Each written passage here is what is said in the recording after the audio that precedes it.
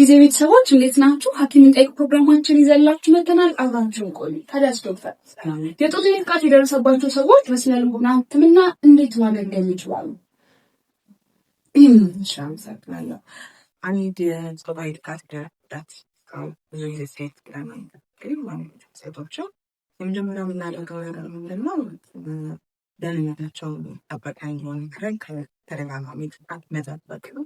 ከዛ በተጨማሪ በስነ ልቦና ሕክምና ያው በዋነኝነት አንድ ሰው ጾታዊ ጥቃት ሲደርስበት ደህና ነኝ የሚለው ስሜቱ ስለሚጠፋ ሁልጊዜም አደጋ ውስጥ እንዳለ ስለሚሰማው ነው። ከዛ ጋር ተያይዞ የሚመጡ የስነ ልቦና እንዲሁም የባህሪ የስሜት ለውጦች ስለሚኖሩ እነሱን ማኔጅ ማድረግ ይቻላል። ከዛ በተጨማሪ ምናልባት ሊደረግ የሚገቡ ጥንቃቄዎች ምንድን ናቸው? በተለይ ከጾታዊ ጥቃት በኋላ በሚደረጉ አካላዊ ምርመራዎች ውስጥ ያንን ደንበኛ ድጋሜ ያንን ቁስሉን የሚቀሰቅስበትን ነገር እንዳይደረግ መከላከል በጣም አስፈላጊ ነው።